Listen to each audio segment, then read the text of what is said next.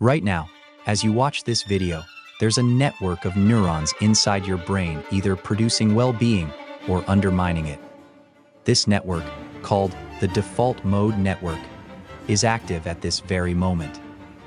Most people think if you constantly feel anxious, restless, or dissatisfied, it's a character flaw, that there is something wrong with you, but in reality, it's just neurology. The most unsettling part is that most people never properly balance this network, because no one explains that happiness isn't an external achievement. It's internal regulation.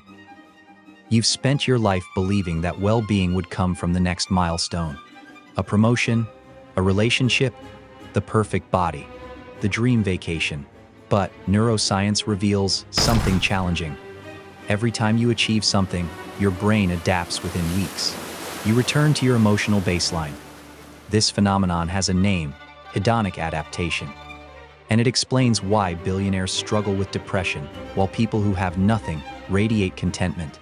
The difference isn't how much money you have, but how your DMN, default mode network, operates.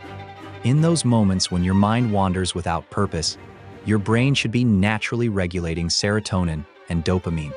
But if your DMN is dysregulated, and it probably is, you fall into a cycle: external seeking, temporary satisfaction, renewed emptiness, more intense seeking.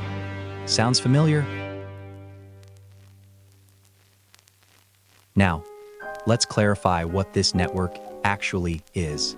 The default mode network is a brain structure discovered by accident in 2001. Neuroscientists expected the brain to shut down at rest. They were wrong. When you're not focused on a specific task, this network fires up. It connects the medial prefrontal cortex, posterior cingulate cortex, and precuneus, regions responsible for self-reflection, autobiographical memory, and future projection. In short, your DMN builds your internal narrative: how you see yourself, how you interpret the past, how you imagine the future. And here's the key point: when this network functions in a balanced way, it produces self-sustaining well-being.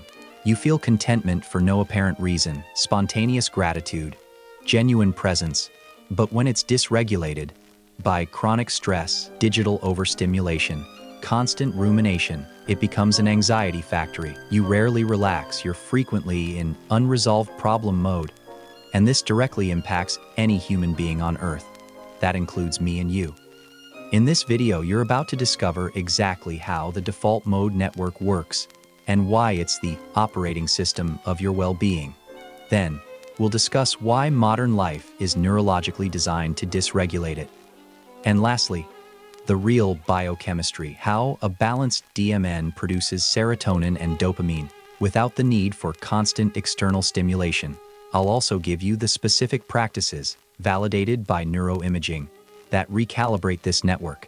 This is applicable neuroscience, not just another motivational video. Here's the truth the wellness industry doesn't want you to know. You don't need more achievements. You need less interference with the system your brain already has. And that starts with understanding precisely what happens neurologically when you feel good or bad. But if you don't need more achievements, what do you need? The answer lies in understanding how the default mode network operates and why most of us never learn to use it correctly. You have the most sophisticated well-being system in the universe inside your skull, but no one ever handed you the instruction manual. Let's start with the foundation. Think of your default mode network as the operating system of your emotional state. It's not an app you open occasionally. It's the background program running constantly, determining your baseline mood, your self-perception, your ability to find meaning. A computer with a corrupted operating system crashes constantly. A dysregulated DMN generates chronic emotional instability. In a 2015 PNAS paper, Yale researchers used fMRI to examine default mode network activity during rest. Their findings suggested that patterns of DMN connectivity and activation were related to well-being and rumination, particularly in regions such as the medial prefrontal cortex, posterior cingulate cortex, and precuneus. Translation: they could access memories and plan for the future without getting trapped in negative mental loops. Contrast that with individuals diagnosed with depression or anxiety. Their DMN showed hyperconnectivity. The network was constantly overactive, generating intrusive thoughts, relentless self-criticism, and worrying about scenarios that rarely come to pass. Research suggests that the default mode network plays an important role in how the brain regulates self-referential thought, mood, and well-being. When DMN activity becomes dysregulated, it has been linked to rumination and depressive symptoms, while practices such as mindfulness and other targeted interventions can help shift its activity toward healthier patterns. This means that feeling good doesn't depend on external circumstances improving. It depends on recalibrating the system that interprets those circumstances. But if we have this system, why do so many of us rarely activate it correctly?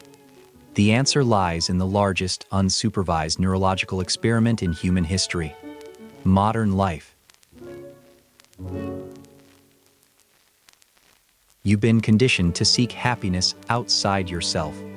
More productivity, more social validation, more achievements. Every time you reach something, you feel a genuine dopamine spike. Your brain evolved to adapt quickly to achievements because, on the African savanna, prolonged contentment meant death. Total satisfaction equals zero vigilance, which equals predator finding you. In 1978, psychologists Brickman and Janoff-Bullman published a landmark study comparing happiness in lottery winners and paralyzed accident victims. After 12 to 18 months, both groups returned to baseline well-being levels, a process called hedonic adaptation.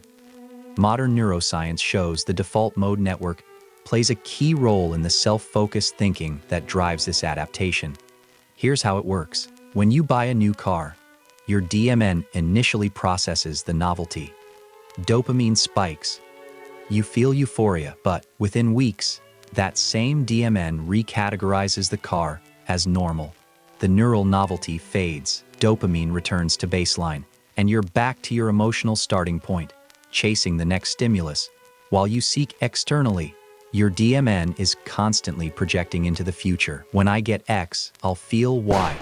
Neuroimaging shows that this state, called future-oriented mind wandering, overactivates the medial prefrontal cortex.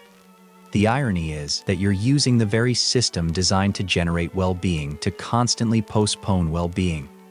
Your DMN, instead of regulating emotions in the present, is busy building narratives about future satisfaction that rarely arrives, because when the future becomes the present, the DMN has already projected a new future.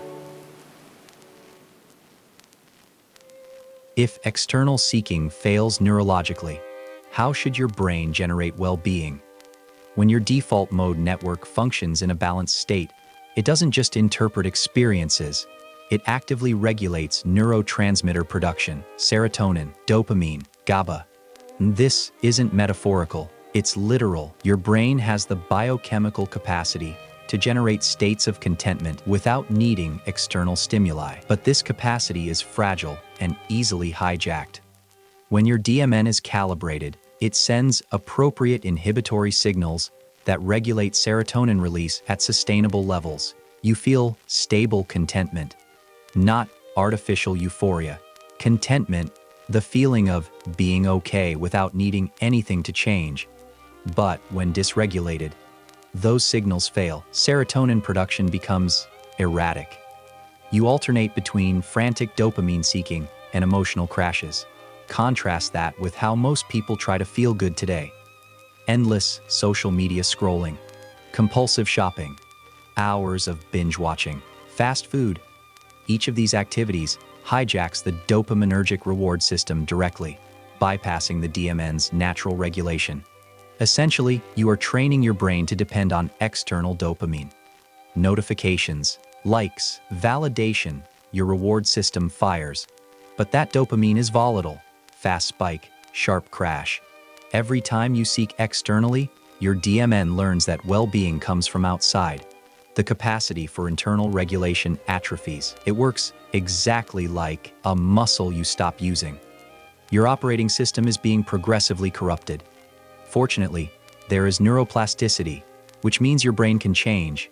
Your DMN can be recalibrated, and science knows precisely how to do it. Every practice you've heard about in the context of self-care, meditation, time in nature, journaling, are precise neurological interventions. When you meditate, you're not just calming down, you're altering connectivity patterns in the default mode network. We have neuroimaging evidence proving this. Mindfulness meditation shows promise for reshaping brain patterns linked to well-being.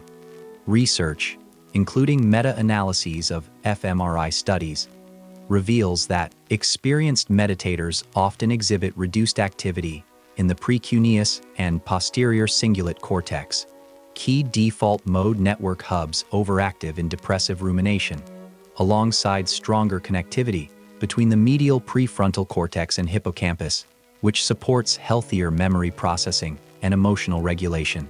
Meditation retrains the DMN for efficient operation. Thoughts still arise, but rumination fades. Studies show beginners practicing mindfulness for about 8 weeks can already see gray matter changes in the posterior cingulate cortex, a key DMN hub, proving real shifts happen fast with consistency. Walking in nature boosts mood by calming the DMN. Research comparing nature walks to urban ones found reduced activity in rumination-linked prefrontal regions and fewer negative self-thoughts, as natural settings allow gentle mind wandering without constant vigilance. Natural environments don't demand constant directed attention. Your DMN can operate in its default mode, gentle mind wandering, not forced rumination. Contrast that with an urban environment, constant stimuli, split-second decisions, vigilance required at all times. Your DMN rarely rests, but in a forest, your brain can do what it was designed to do. Excess social media disrupts DMN balance toward external focus. Limiting use to 30 minutes daily for 3 weeks has been linked to sharp drops in loneliness and depression, letting the DMN reclaim its role in healthy internal reflection. Now, you have the practice, you have the science.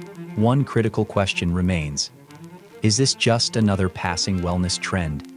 Or are we witnessing a genuine paradigm shift? What separates this from fads? For the first time in history, we have real-time brain imaging. We're not philosophizing about consciousness. We're watching synapses fire, measuring receptor density, mapping neural networks. Everything points to the same conclusion. Well-being is a cultivable internal capacity, not an external achievement. Consider the evolutionary perspective. Why does the default mode network exist?